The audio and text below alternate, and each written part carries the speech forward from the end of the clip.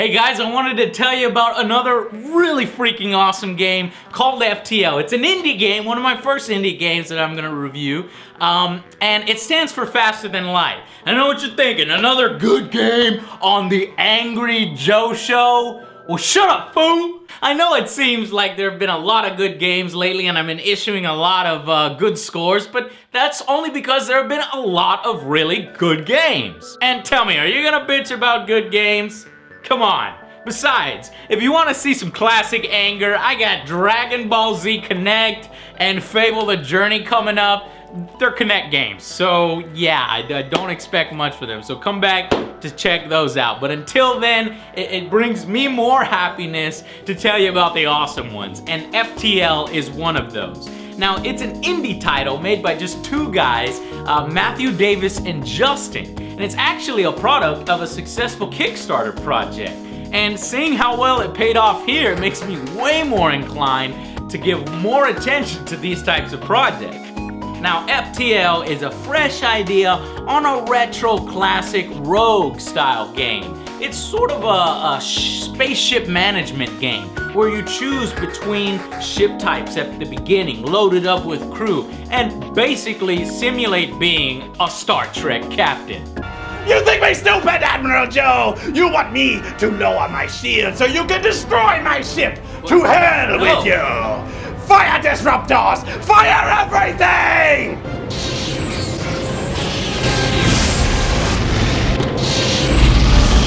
Bah!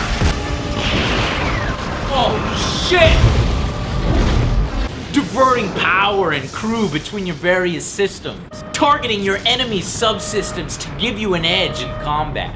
Arm all weapons, lock on target. Photon torpedoes, full spread, maximum yield. On my mark. Yes! Now that's more like it, Admiral Joe! And even fighting off invaders that beam over to your ship to muck things up.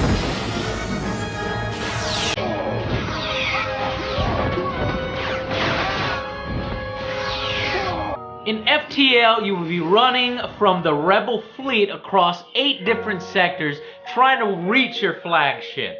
Now, along the way to the exit in each sector, you're going to travel to the various systems. Each system has a random event with an RPG-like quest with various fun thematic results.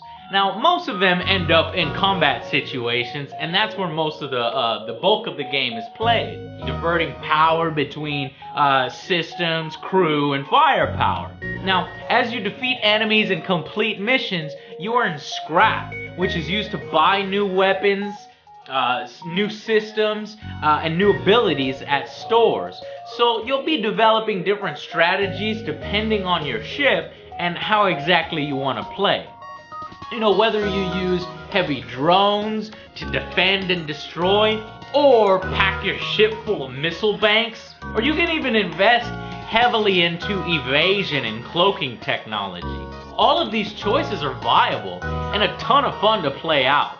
Thankfully, the UI and the controls are well done and smartly laid out. Now, it may look a little bit complicated to somebody seeing it for the first time, but trust me, it could not be simpler. It's really simple. Let me go ahead and show you it. You got your hull indicator right here. Shields right here, just goes up to 4. Then you got your fuel, missiles, and drones. And that'll show you your scrap. Here you've got your crew over here, and you can see each crew can be leveled up in their certain abilities.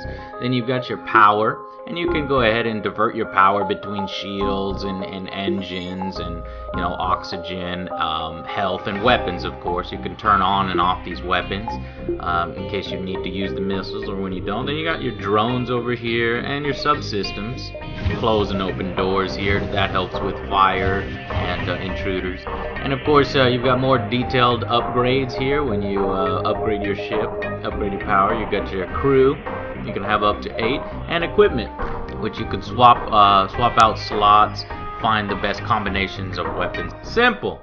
FTL is surprisingly addicting for such a short little game. You can get through it maybe in an hour or two. It's like gambling, like a slot machine. You just want to play one more time to see what you're gonna get and to see if you can, beat the game. Because this game is fucking hard.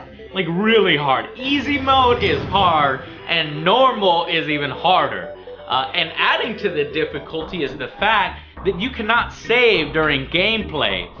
So if you screw up, that's it. That guy's dead or that ship component's blown up. There's only an option to save and pick up from where you left off when you exited. It really gives a good sense of tension throughout the game. However, if you don't like games where you die over and over, forcing you to sort of learn from your mistakes and develop strategies to lessen the randomness of exploring a pretty dangerous galaxy, then you're probably not gonna like the game, because you're gonna die a lot. Fire! Fire! Fire! Fire! Fire! Fire! Fire everything! Oh, batteries! Fire!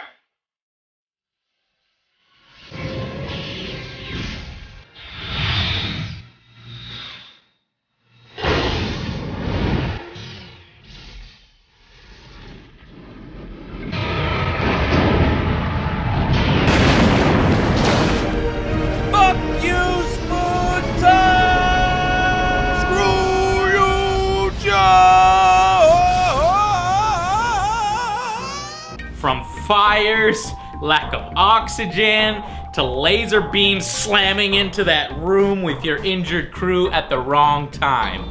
All of it, though, is fun as hell to watch play out. Yeah, boy. Fire, fire, fire, fire. Haha, fucked up his engines. Alright, let's go ahead and target everything on his weapons. What the fuck? I got intruders. Intruders detected. Alright, so there's two mantises. Let me go put some help. Everybody get in that room. They're fighting. Them mantises are hard. Shoot them in the back. Yeah, yeah, yeah, yeah. Oh shit, he's about to die. Run away. And I blew your ship up. Where you gonna go? You ain't going nowhere. You dead. You dead. Dead. Little punk. Now, I'd say that the game has a bit of a luck mechanic, a little too much. 10% of it is about what ship you select at the beginning. I'd say about another 30% is your planning and adapting to what the game throws at you. But majority of it, the 60%, is just pure luck. What you end up running into. And I do think that they can scale back the luck factor a bit more, but you can negate some of these things by getting long-range sensors so you know where you're gonna end up jumping to and stuff. But the music is really well done, and the graphics are decidedly retro. It really sets up a good atmosphere between these two things. Replayability is obviously fantastic. I've played this game for like 30 plus hours, which is pretty crazy for such a short game. Since that you can unlock 9 different ship types, some of them requiring secret missions or specific set requirements to meet, like having certain crew aboard. And even every ship has 2 different layouts that you can unlock by completing these various fun different achievements. There's also 7 different races, alien species in the game, each of them having their own special abilities as crew. So you might want to put your energy beings in the weapon room so that you have more power there.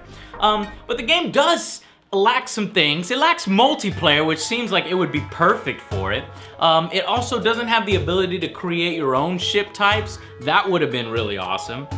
But the game manages to accomplish its mission beautifully in a nice little package. And considering it was only made by 2 guys, that's pretty awesome. So my final verdict for FTL is an 8 out of 10 with a badass seal of approval.